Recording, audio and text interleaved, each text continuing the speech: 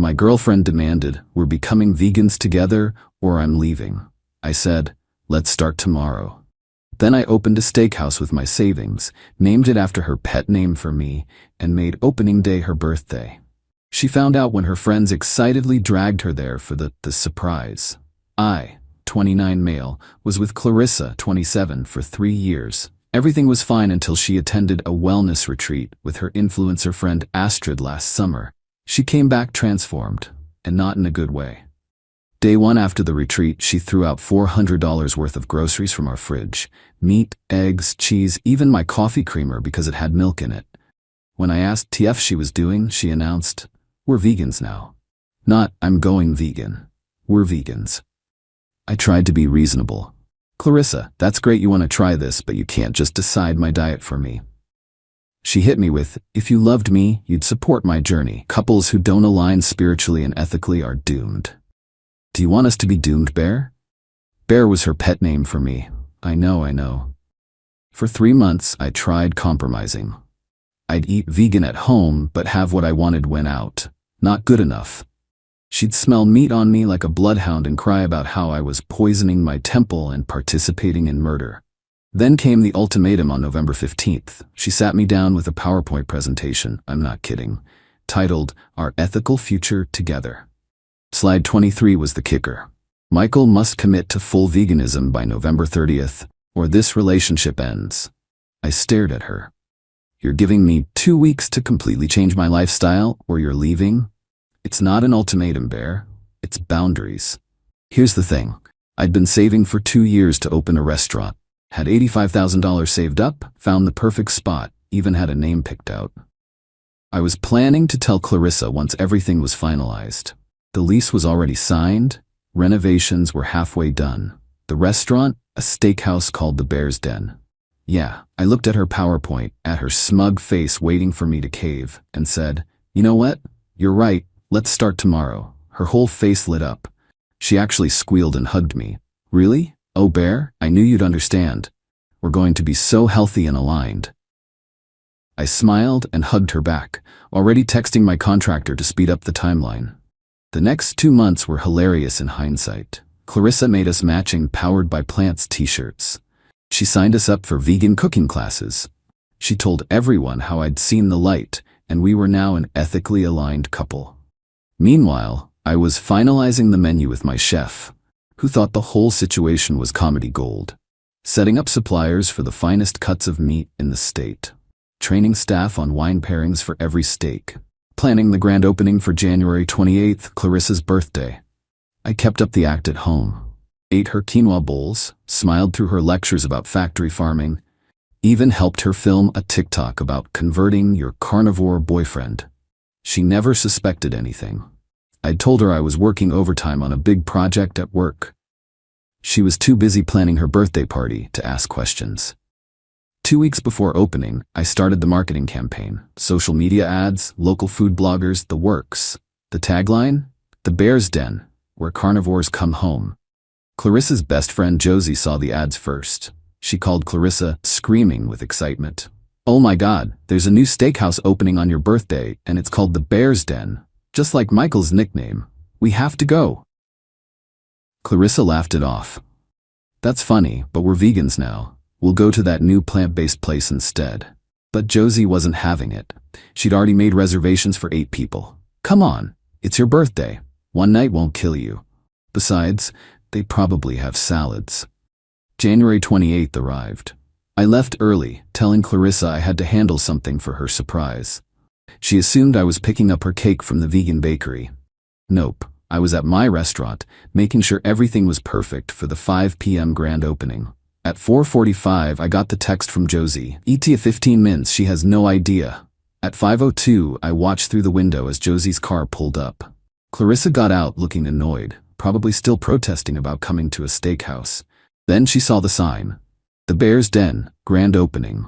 She stopped, stared, then looked at the smaller sign underneath. Owner and head chef, Michael Bear Morrison. I'll never forget her face. The confusion, the realization, then the absolute rage.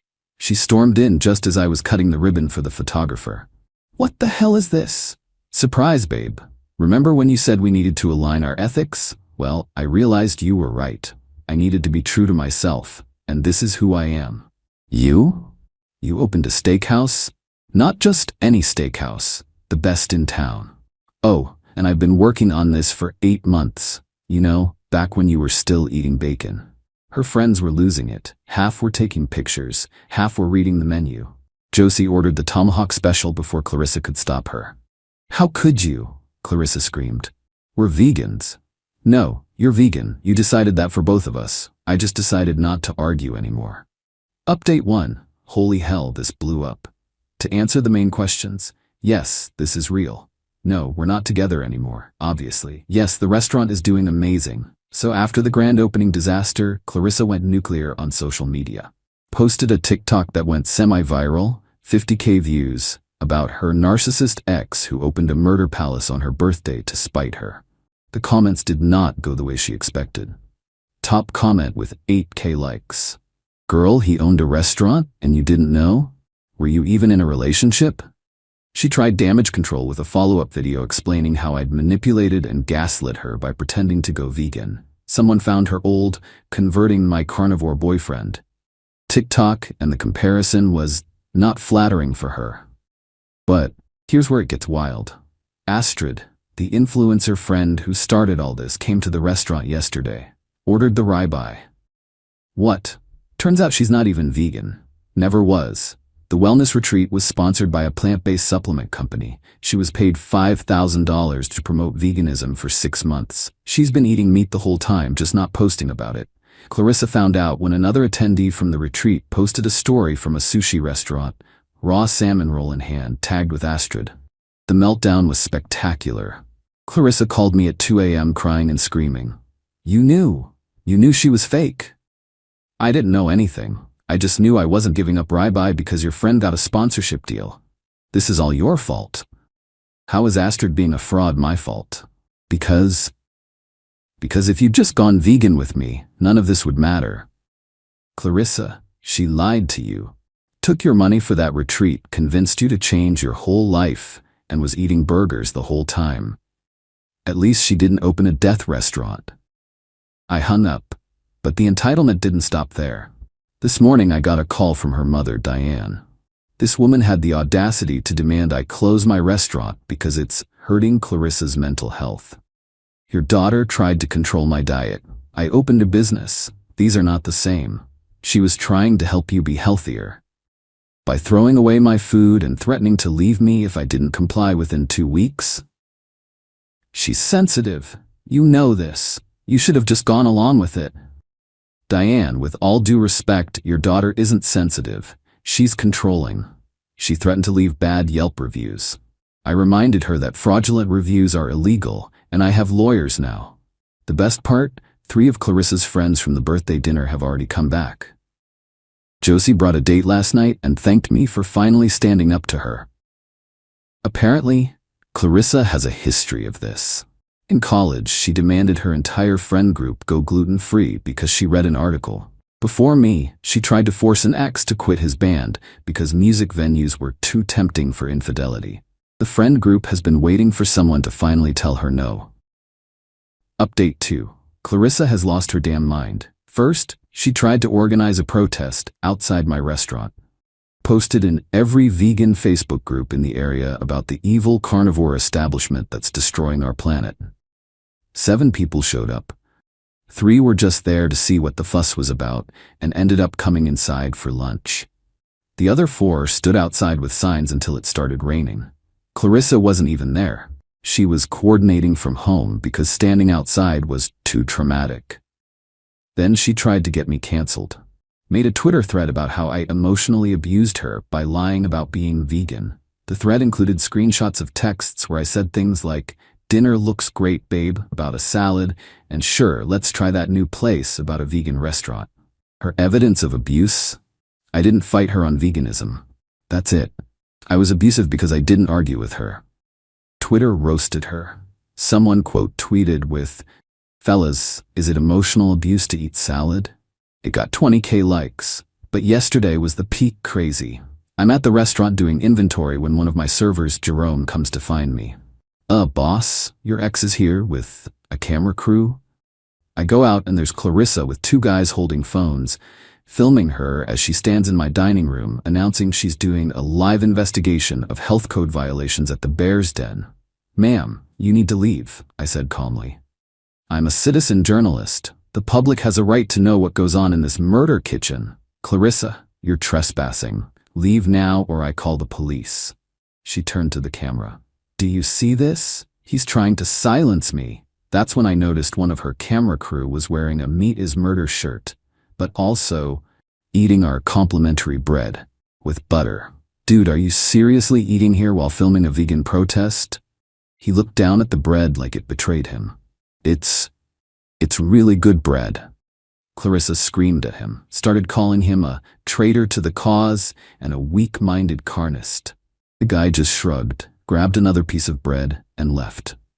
The other camera guy followed, mumbling something about not signing up for this level of crazy. She tried to continue her investigation with her phone, but one of my regulars, an older gentleman named Frank, stood up and said loud enough for her camera, "Young lady, I'm trying to enjoy a nice steak dinner with my wife for our anniversary. Please take your tantrum elsewhere." The whole restaurant started clapping. Clarissa left in tears, but not before knocking over our specials board. I thought that was the end of it. Nope. This morning I wake up to 73 missed calls. Not from Clarissa, from my mother. Turns out Clarissa called my mom crying about how I publicly humiliated her and ruined her activism. She convinced my mother that I'm having a mental breakdown, and the restaurant is my cry for help. My mom asked if I was okay. I sent her our revenue from the first week. She replied, "Never mind, you're doing great, sweetie. That girl was always a bit much." Update 3. So Clarissa's vegan phase is officially over, but not how you'd think. Remember Astrid, the fake vegan influencer? Well, she posted an apology video admitting she was never vegan and was just doing it for sponsorships. The video went viral, 2.3 million views, and the plant-based supplement company dropped her immediately. But here's the twist. She blamed Clarissa for pressuring her to maintain the lie and creating a toxic environment where she couldn't be authentic. Clarissa went ballistic. Posted a 47-minute response video, yes, 47 minutes, where she cried, screamed, and at one point held up printed screenshots of Astrid's old posts like a detective presenting evidence. The internet was not kind. Someone made a meme of her ugly crying face with the caption, "When you find out your influencer bestie influenced you." It became a reaction gif. Unable to handle the mockery, Clarissa did what any rational person would do. She announced she was becoming a breatharian. For those lucky enough not to know, breatharians believe you can survive on air and sunlight alone. No food, no water, just vibes. She lasted 14 hours. Her roommate Kendra called me panicking because she found Clarissa passed out in their kitchen, hands still in a box of Lucky Charms. Not even vegan cereal. Lucky Charms. When she came to, apparently she said the cosmos had released her from dietary restrictions and that her spiritual journey had evolved beyond labels. Translation, she gave up, but the best part happened 3 days ago. I'm working the lunch rush when Jerome tells me there's someone asking for me at table 12. I go out and it's Clarissa's dad, Robert. This man orders the biggest steak we have, looks me dead in the eye, and says, "I've been waiting 3 years for her to break up with someone so I could eat meat in peace. Thank you." Turns out Clarissa had forced her entire family to go vegan when she visited. Her parents, her brother, even her 80-year-old grandmother. They'd all been sneaking meat when she wasn't around. Robert became a regular. Comes in every Thursday for the ribeye. He brought Clarissa's brother last week, who ordered 2 burgers and literally took photos with them. Then yesterday, the ultimate karmic justice was served. Clarissa got food poisoning. From the vegan restaurant she'd been promoting as safer and cleaner than any murder kitchen. The health department found multiple violations. They'd been thawing frozen, plant-based meat at room temperature and storing sprouts, fucking sprouts, at unsafe temperatures.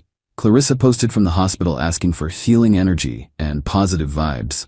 Someone commented, "Should have gone to the Bear's Den. Never had a sick day from there." She blocked them, but not before 200 people liked the comment. Final update. The Bear's Den just got reviewed by the biggest food critic in the state. 4.5 stars. He called our rabbi transcendent and our business model refreshingly honest. But that's not why I'm updating. Clarissa came to the restaurant last night, alone. No cameras, no protesters, no drama. She sat at the bar and ordered water. "I'm not here to cause trouble," she said when I approached. I wanted to apologize. I was suspicious but let her talk. "I don't expect forgiveness. I was controlling and awful. I just wanted you to know that I'm in therapy now. Real therapy, not crystals or meditation or whatever." "That's good for you." "Your restaurant is beautiful, by the way. I can see how much work you put into it." She left a $100 tip for water and walked out. I thought that was surprisingly mature. Then I checked Instagram this morning. She posted a picture from last night with a novel-length caption about her journey to forgiveness and how she's growing past toxic veganism and embracing all lifestyles. The kicker? She tagged the restaurant and added the Bear's Den, support local businesses, growth mindset. My DMs are flooded with her followers asking if we serve vegan options. We do, actually. Amazing salads and a killer mushroom pasta. Our reservations for next week doubled. She's using my restaurant for clout about her growth journey. I'm not even mad. Business is business. But the real final update? Josie, Clarissa's friend who made the birthday reservation, and I have been dating for 2 weeks. She finds the whole situation hilarious and brings her friends in constantly. She also makes better steaks than me, which is both insulting and attractive. Last week, she suggested we add a vegan night once a month. Not because she's vegan, she definitely isn't, but because it would be hilarious to see Clarissa's reaction. We're calling it Clarissa Tuesdays internally. The staff thinks it's comedy gold. Oh, and Astrid? She's pivoting to intuitive eating and asked if we wanted to sponsor her. I sent back a picture of a cow with the caption, "No thanks." She replied with fair. The restaurant is booked solid for the next 3 months. We're hiring more staff. I'm thinking about opening a second location. Clarissa's mom, Diane, left a Yelp review, 5 stars. My daughter is an idiot, but the food is excellent. Robert comes in every Thursday without fail. He's got a reserved table now. Brought his poker buddies last week and they spent $500 on steaks and whiskey. And Clarissa? Last I heard, she's dating a guy who owns a barbecue food truck. The universe has a sense of humor. To everyone asking about the menu, yes, we have vegan options. No, I don't hate vegans. I hate people who control others through ultimatums and emotional manipulation. To the people saying I went too far, she gave me 2 weeks to change my entire lifestyle or lose my relationship. I gave her a reality check.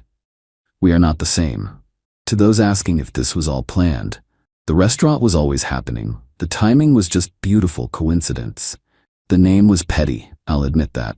And to Clarissa, since I know you're reading this, hi, Kendra told me you lurk. Your apology was accepted the moment you left it.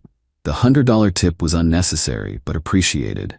Stop stalking my Instagram stories from your fake account PlantBB88. Yes, I know it's you. The Bear's Den is open Tuesday, Sunday, 5 to 10 p.m. Reservations recommended. We serve both violence-free vegetables and violence-full ribeyes. Come hungry, leave happy. Edit. Stop DMing me asking if Josie is single. She's not. Also, stop asking for Clarissa's social media. Let her heal in peace while eating barbecue apparently. Edit 2. We are not adding a Clarissa special to the menu. That's just mean. The hypocrite's delight, however. Edit 3. Astrid is now advertising for a leather goods company. I can't make this stuff up.